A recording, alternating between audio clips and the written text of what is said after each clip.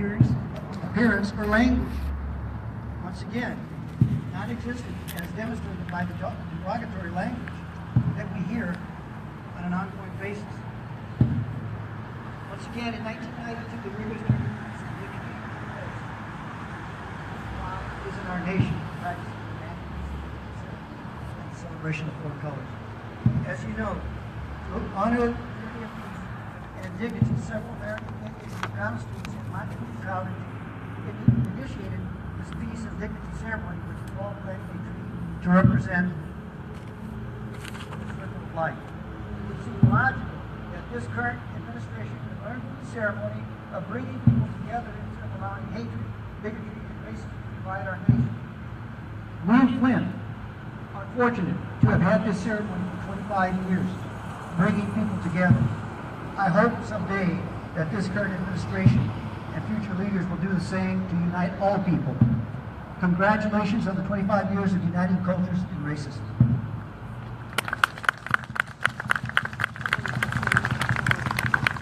Hey, Jan.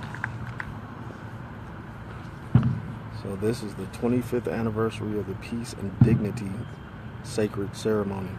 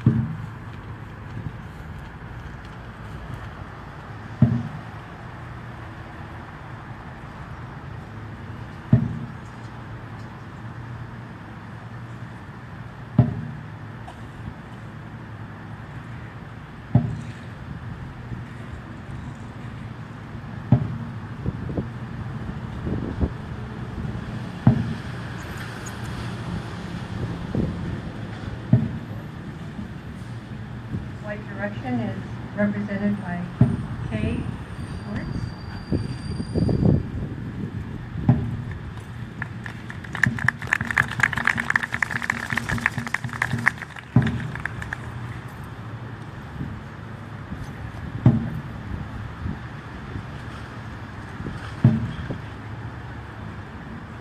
Good morning.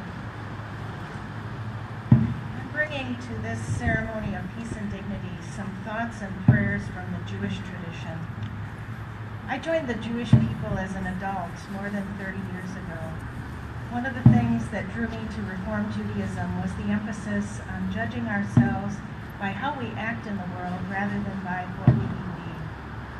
Moses Mendelssohn, the German Jewish philosopher whose ideas led to the Jewish Enlightenment of the 18th and 19th centuries, points out that the Bible does not command Jews to have faith in God.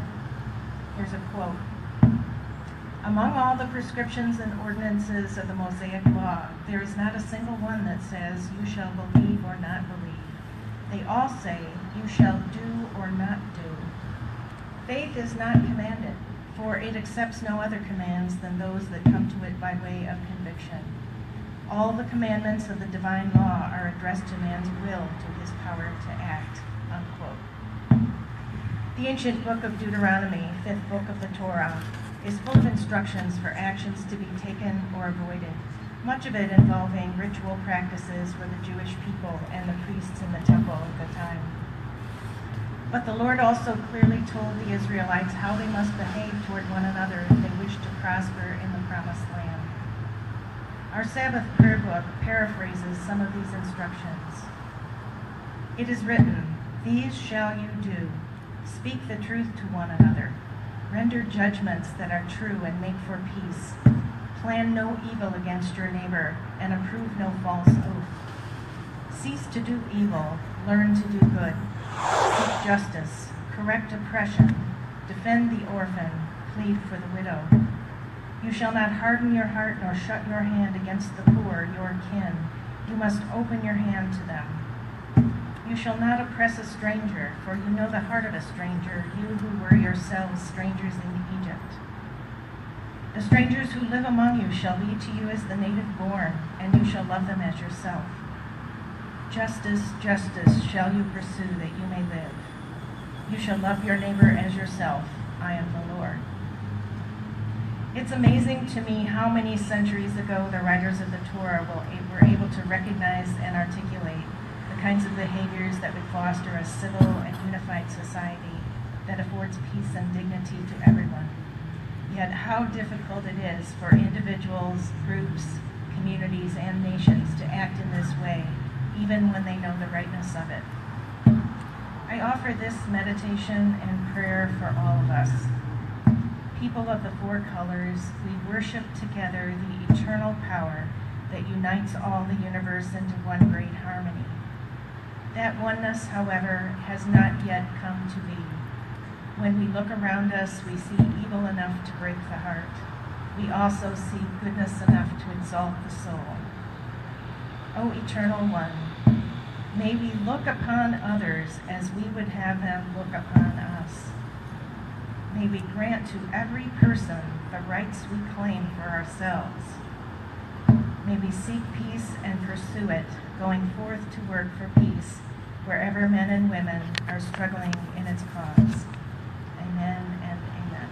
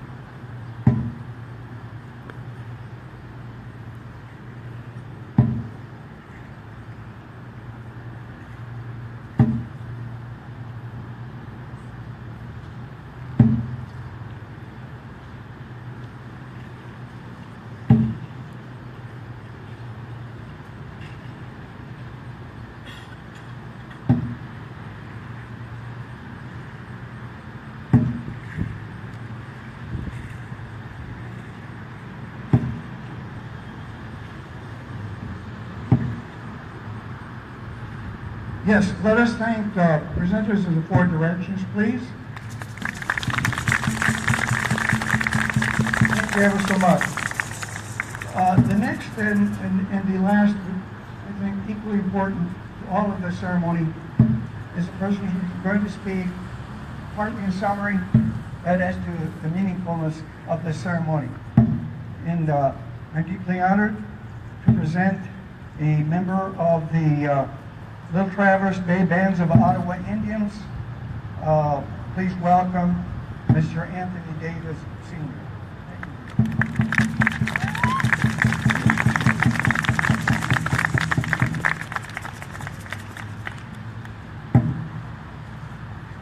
I have to apologize because he was supposed to be at the front of the program, and I put my glasses on so I could read, but I guess it didn't do much good.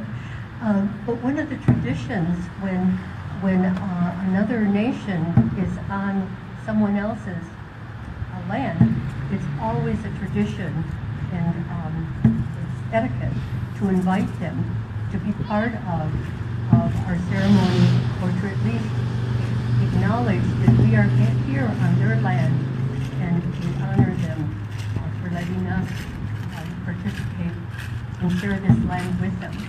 And so I have to apologize to Tony because he is from here, from Michigan, and my nation comes from part from Mexico and part Apache, so I'm really a stranger here to this land. But Tony isn't, and so it's been our tradition too to always include the people of the Three Fires in our ceremony. And so Tony represents that the people of the Three Fires. I'm so happy that he's here, and I'm so sorry in the mix-up. My fault. Only because somebody was rushing me.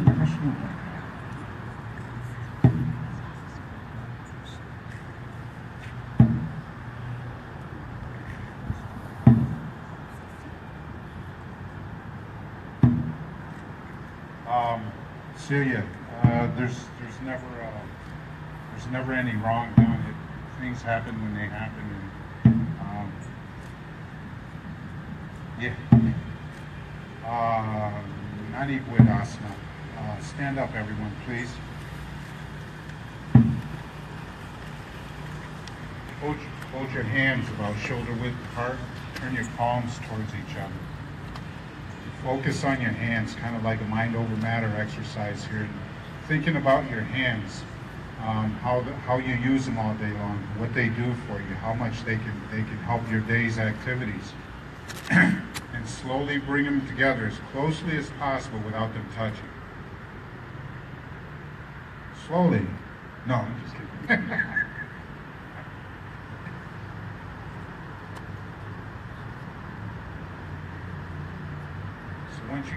Once you get them there, kind of move your hands around a little bit. Can you feel that in there? If nobody can feel that, I got to get a hold of some zombie response team.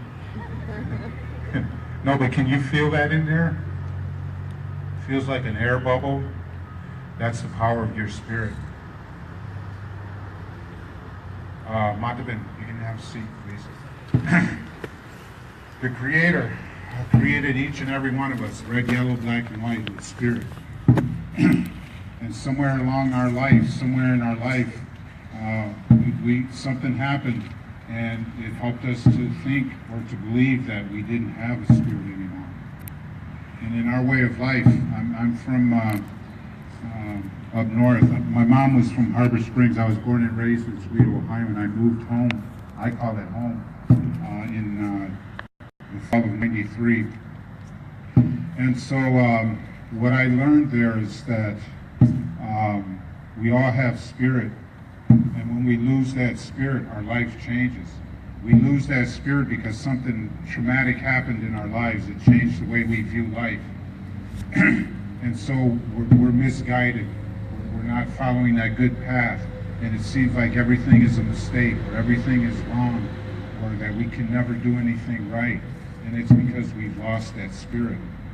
And I was taught by my elders and by sitting and listening to my elders up north is that we all have spirit, and we're not bad people, we just make bad choices. And those bad choices come about because we lost our spirit. And so in our creation story, the Creator created us. And I don't want to go into detail because I'm restricted on time here, and I'm getting distracted by the motorcycle going by. So the Creator created us, and He gave us a spirit. And when He created that first being, He asked him to do a task here on this world. Halfway through that journey, he realized that he was the only one that didn't have a mate, and he had become lonely. And so he called on the Creator, and he says, "Why am I lonely?" The Creator said, I didn't give you your mate because you wouldn't be able to fulfill your task." And he said, "But because you're lonely, I'll give you your companion. I'll give you a companion." And he gave him Maingan, the wolf. So Anishinaabe and the wolf, they finished this journey of naming everything on this earth. And I'm not a part of that religious society, so I don't know what that last thing was named. But when he named that last thing, he became man. He became human. He was cold and he needed warmth. And so he asked the Creator for this gift of warmth. And he knew that if he asked for a gift of warmth, he had to give something in return because of the order of creation. If something is taken, something needs to be given in return. And so the Creator told him he had 3 days to make his decision on his gift to give the Creator in return. On that third day, the Creator called on him, and he asked him, he said, "Anishinaabe, what is it you have to give me in return for this gift of warmth?" And he looked to the earth, and he looked over to Maingan, and he looked up to the Creator, and he said, "I have nothing." So the Creator turned to Maingan, and he says, "Maingan, what do you have to give in return for this gift of warmth that I'm going to give to your companion, man?" And Maingan, he looked to the earth, and he looked up to Anishinaabe, and he looked to the Creator, and he said, "My friendship." So the Creator gave man this gift of warmth, the fire, and he knew that if he could be warm, he would know how to clothe himself. He would know how to build his home. He would know how to use the medicines to heal himself. He would know how to use creation to nourish himself. He would be able to live with creation. And so he was happy. He had a lodge. He had clothing. He had food. He had medicines to heal himself. And so again, he became lonely. And why would he be lonely again? Pop quiz here. Yes. I couldn't hear you. Yes, he lost his friendship, but he also didn't have his mate yet. So, one more pop quiz. If he got his mate, what would be the problem if he had his mate?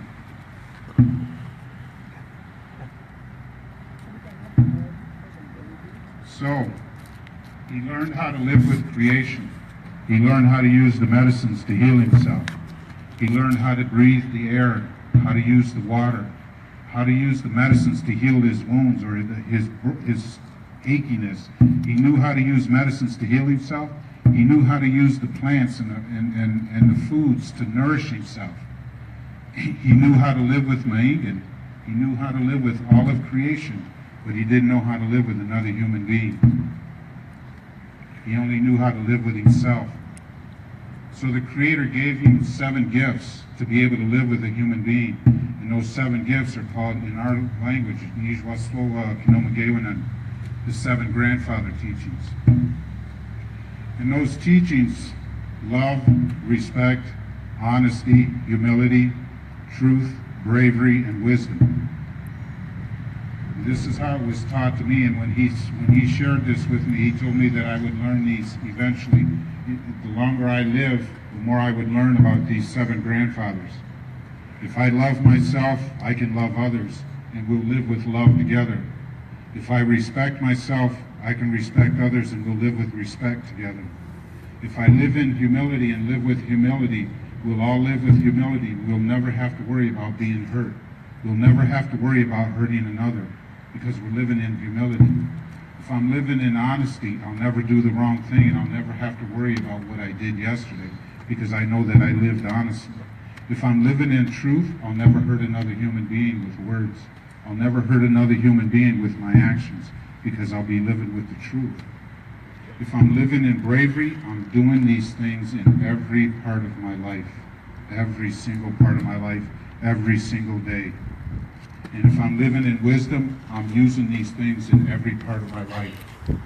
And so, we're here about peace and dignity. To restore peace, to restore dignity, we need to live with those values. If we live with those values, we restore our spirit. If we can restore our spirit, we have the answer to all of creation, because that is in us. The answer to all of our problems, the answer to life is right inside of us. We're too busy looking at other things. Time, Google, Facebook, cars, bank accounts, radio stations, music genres, and we're not looking inside for what makes us happy. Do those make us happy? Yes, it helps us to live in this life. But are we truly happy? Are we truly happy? Are we enjoying those things? Are we enjoying each other? We have all of this strife going on in the world because we're not. If we begin to live by those 7 grandfathers and enjoying and living with that spirit, then it's easy for us to say hello to someone. It's easy for us to grab someone and give them a hug. We can see someone in the room or in the hallway and their head is down. You know they're hurting. You know something's happened to them that wasn't right. Yeah, she's up Say there. hello You to can them. keep that. Give them a hug. Take them to dinner. Go to breakfast with them. Study with them. Smile at them. Restore that spirit. And every time we do that, we restore our own spirit. And every time we restore our spirit, we're restoring creation to what it was meant to be. Peace and dignity starts from within. And all it takes to do that is to restore our life to what it should be, our own life. Let's be happy. Let's be peaceful. Let's live with dignity. Let's live in spirit. Let's live with love, respect, honesty, humility, truth, wisdom, bravery, and there will be no more problems. We've all spoke here this morning. We all spoke about that spirit. We all spoke about changes. We all spoke about the world. It starts with us. It starts with us. No matter what we believe, who we believe in, get your money to D1. I believe in the Great Spirit. So, one more, I was allowed 10 minutes, I think I'm about there. One more teaching, and I wanted to share this because it ties into everything that was discussed during the 4 colors, the 4 directions, and the people that represent those 4 directions, and the character of the people that were chosen for that. My elder told me, he said, Kinobage Manitoulin, the man who taught me spiritually, Chinunga. And what he said was, if the white man comes to the sweat lodge, and if nobody knows, the sweat lodge is the indigenous people's worship. It's where we go to worship. It's our church. So in the sweat lodge, he said, if the white man comes to the sweat lodge, they're going to see their gods, Zeus, Apollo, Mars, Venus. If the yellow man comes to the lodge, they're going to see their gods, the Zen gods, the Taoist gods. If the black man comes to the lodge, they're going to see their gods, Isis, Ra, Cleopatra, King Tut. If the red man comes to the sweat lodge, Gichimanido, Giwe Mava, Gichimanido, Maingin, Vizi, Gnu, Makwa. We see our Creator, the Great Spirit, the wolves, the bears, the eagles. And then he said, so who am I to deny somebody their spiritual path? Let's stop denying people their spiritual path. Let's be kind to one another. Let's share love with one another, no matter who we are. And the one thing I realized is that the more that I talk about this, the easier it is because I've learned to love myself. Someone spoke of it earlier, and we're supposed to be anonymous about it, but 10,509 days ago, I stopped drugs and alcohol. It's 28 years.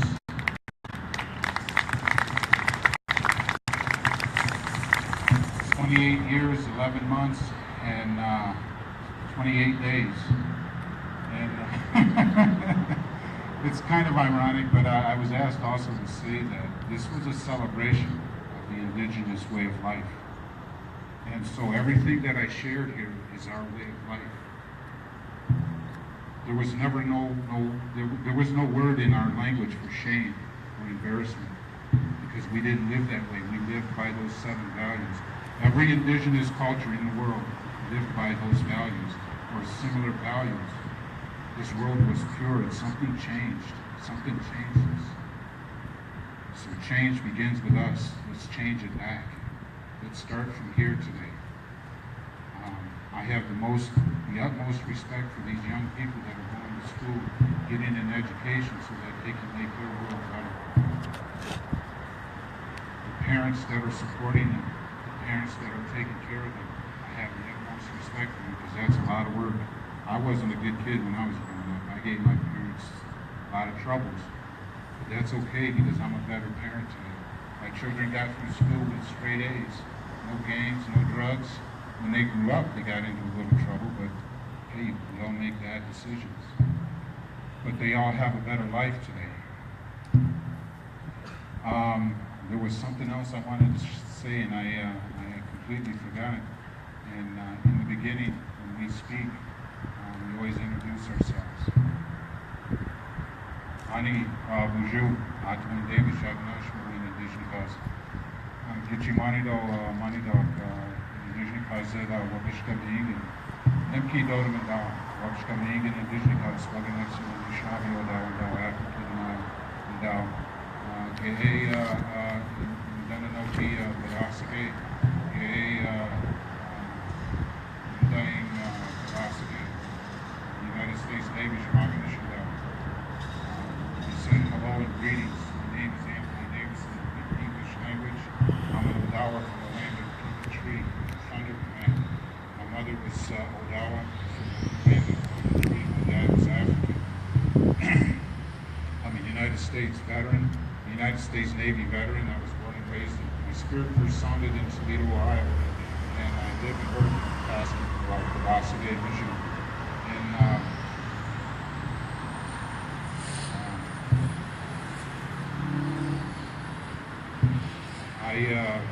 I just wish that these 7 grandfathers were true for everyone. I pray for that every single day. When I wake up in the morning, I start my day with thank you for this day, Creator. Grant me the strength and the guidance, the strength to endure what I'm going to experience, and the guidance to know what to do with it.